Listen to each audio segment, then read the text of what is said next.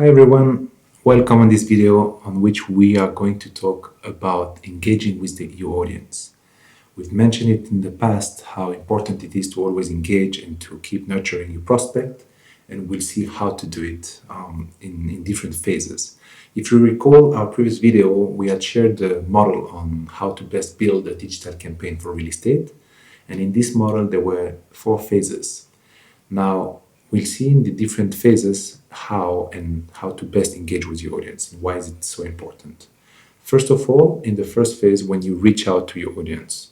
So when you reach out, you will address either hot prospect or cold prospect. And if you recall, the cold and hot qualification will depend on where they're coming from, basically. For example, if you're addressing hot traffic that is searching for specific project, real estate project, let's say, then make sure that your content is as engaging as possible and that you address a specific problematic, that you have the right tone, and that your message also is actionable. So that would be more for, let's say, a cold traffic where you don't have much data, you don't know if they're qualified, you don't know if that's exactly what they're looking for. Now, for the hot traffic, these will be more the people that have specific search, for example, in the real estate portals, where they capturing keywords. They have an idea of where they want the project to be located, for example. They have an idea of the size of the project. So here, the messaging that you will be sharing will be different, where you'll be talking specifically on these advantages of the project so that you can make sure there is a match with the hot traffic as well. Then you will go in the second phase, which is the phase of the visual impact. And the visual impact, if you recall also the model, will be mainly throughout the website. So when the people will land on your website, that's where they will see most of the visual content, such as the images, the video, or the different visual element that you're sharing on the website. And here, the idea is, when we talk about engagement on the website, is really about guiding the navigation, and not guiding, but more anticipating the navigation.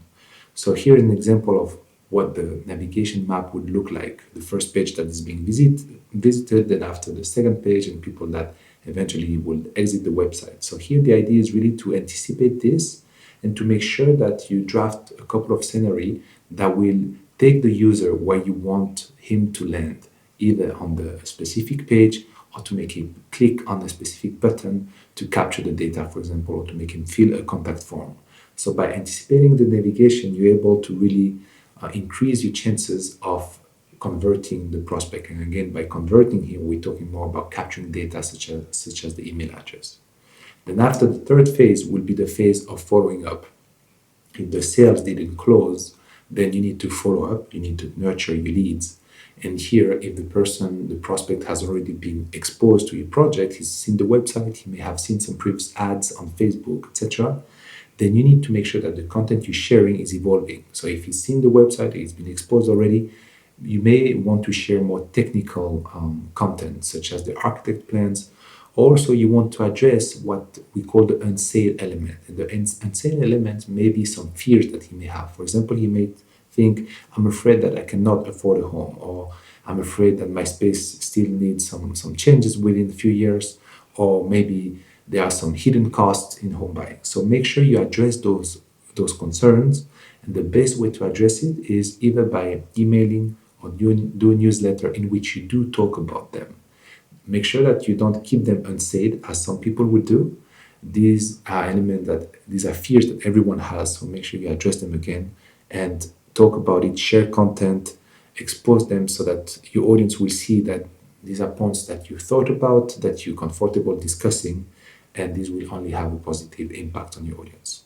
So, a few takeaways for this video in order to best engage with the audience. First of all, provide all the necessary information on the website and make sure it's understandable and it's usable so that you will increase the chance of converting people. Then use remarketing ads to target people who have already visited your website.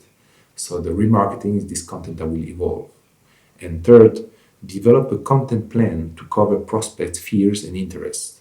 And that's what will be distributed later on across either the social media or automated email chains or these newsletters. So ahead of the process, make sure you have a plan, like the content is really defined, and then you know when to share it and who to share it with. So these are the three takeaways I would like to leave with you today. Thank you very much for watching us.